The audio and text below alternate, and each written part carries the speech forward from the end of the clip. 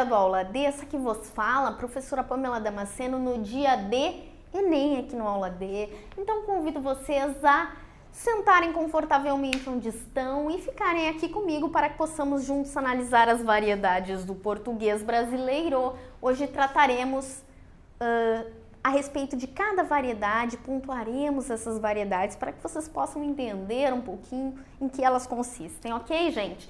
Quando a gente fala em variedades do português brasileiro, nós estamos falando sim em alterações na pronúncia dos sons, alterações no formato das palavras, alterações na ordem dos termos das frases, alterações lexicais, ou seja, relacionadas ao próprio vocabulário, que mudam de região para região, vocês bem sabem, né? Aqui no Rio Grande do Sul a gente compra cacetinho, coisa feia, né? Aí no Sudeste vocês compram um pão francês. Pois é a mesma coisa, só muda o termo em si. Que variedades são essas? Bom, eu fiz uma junção aqui das principais variedades que podem e vão aparecer na prova do Enem. Variedades do português brasileiro. Nós temos as variedades socioeconômicas que acabam... O que seriam as variedades socioeconômicas? Nós sabemos que, enfim, pessoas que possuem grande renda, né? Elas vão acabar tendo acesso a uma maior escolaridade e, portanto, se comportarão discursivamente de uma determinada maneira, né? Pessoas, às vezes, de uma classe, digamos, menos favorecida, elas não terão acesso a uma boa escolaridade, por vezes, né? Outras terão, obviamente, né? Todo meu carinho é homenagem aos professores do Estado, assim como eu, que lutam sempre por uma boa educação. Mas fato é que, muitas vezes, a tua classe econômica faz com que tu não disponhas de uma escolaridade, né? E justamente por isso tu vais acabar se comportando linguisticamente de uma forma mais simples, com não tanto vocabulário, né?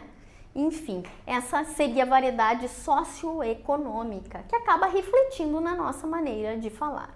A variedade geográfica, nós já falamos aqui, diz respeito não só a sotaque como a vocabulário. Vocês sabem aqui que o pessoal do Sul, né? Vocês já viram que português aliás, que gaúcho é muito bairrista, né? Eles têm um determinado comportamento linguístico, falam de uma determinada maneira, diferente dos paulistas, diferente dos nordestinos, diferente dos baianos, diferente dos mineiros, é ou não é? Então, como nós estamos inscritos em um território nacional muito vasto, isso acaba refletindo na forma de falar das pessoas. De acordo com a região em que elas estão situadas, elas acabam assumindo determinados comportamentos linguísticos. E é importante falar que todos têm seus usos atestados, todos estão legitimados e todos devem sim ser utilizados. Tá bem, gente? Variedades históricas. Há uma tendência a um encurtamento dos vocábulos. Hoje em dia nós temos pressa e nós precisamos ganhar tempo. Isso acaba refletindo também no nosso comportamento linguístico. Então, há hoje uma tendência ao encurtamento das palavras. Antigamente, nós tirávamos uma fotografia com PH, na época dos avós de vocês, a palavra fotografia se grifava com PH. Depois, com o passar dos anos, passou-se a tirar uma foto, é ou não é? Hoje, a gente fez uma apropriação estrangeira, a gente tira uma selfie, né? É mais rápido, é mais fácil de falar. O mesmo acontece com a palavra em boa hora, que foi se enxutando, e hoje resulta na construção embora, né?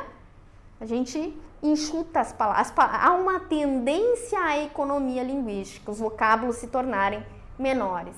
Em vez de nós falarmos estamos todos aqui reunidos, tu que estás aí sentado vai falar o quê? Ah, tamo junto, né? Muito mais rápido, muito mais enxuto. Então, variedades históricas é essa tendência à redução dos vocábulos e também alguns vocábulos mudam com o passar dos anos, né? Eu sempre trago aquele exemplo. Na época do meu pai, era bacana. Paizinho, me perdoa, não quero revelar a tua idade. Na minha época, era legal era bala já é pós minha época. Hoje em dia, há boatos que os meus alunos dizem que é topzera. Olha só. A gente evoluiu do bacana pro topzera. Pois é, são variedades históricas, né? Porque a língua acaba refletindo as singularidades das gerações. Variedades situacionais. Cada situação requer um comportamento discursivo do seu falante. Você não vai chegar para a diretora da sua escola e dizer: qual é que é, véia? Vamos trocar um papo? Não, né? A situação requer um determinado comportamento linguístico. Da mesma forma, tu não vai chegar a um amigo e dizer a ele: tu queres, por favor, me acompanhar aos meus... Não, né? Até porque isso vai gerar um distanciamento com relação à amizade, né? Tu vais falar de uma maneira mais despojada. Inclusive eu, por incrível que pareça, com os meus amigos eu falo super despojado. Uso de gírias. Caiu muito gíria já no Enem, que é um comportamento de um determinado grupo linguístico que produz identificação entre si e, portanto, se comunica com algumas palavras específicas que para aquele grupo produzem sentido. É o caso da vaca lá do surfista, né? É o caso enfim, de uma série de comportamentos, né, linguísticos. O grupo do funk tem suas gírias. Mandem aí, gente, as gírias dos grupos que vocês pertencem, né? O grupo do rock lá, o grupo do emo. Enfim, nós temos uma série de gírias, né? Que são comportamentos linguísticos de grupos que têm uma identificação entre si. Estrangeirismos, que são algumas palavras que nós nos apropriamos da língua, em especial do inglês, e nós não traduzimos, né? É o caso da selfie, que você não traduz. É o caso do freezer, né? É o caso do happy hour. É muito mais chique dizer eu vou a um happy hour, né? Porque dizer eu vou a um encontro de amigos no final da tarde tira todo o glamour, é ou não é? E por fim, o internetês, que é uma variedade que você aí se utiliza ao teclar na internet, ao teclar no seu smartphone. Olha aí, mais um estrangeirismo. Quando você usa VC em vez de você, para ser mais prático, né? E quando você usa, enfim, tá aí, né? Em vez de está aí.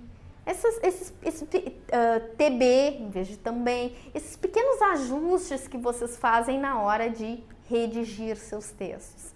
Fato é que todas essas variedades, não existe uma que seja mais correta que a outra, gente.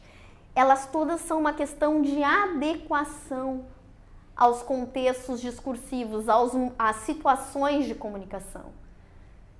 Cada uma dessas variedades é adequada a uma determinada situação comunicativa. Todas são legítimas e todas podem e devem ser utilizadas. Ainda que nós saibamos que aquela que é cobrada no Enem, na redação, na prova de língua portuguesa, nos vestibulares de língua portuguesa, será sempre a norma culta, que é aquela compatível com a gramática, com as regras e convenções gramaticais. Tá bom, gente? Dúvidas, dívidas, crises existenciais, fica aqui comigo. Beijos da Prof. Pan.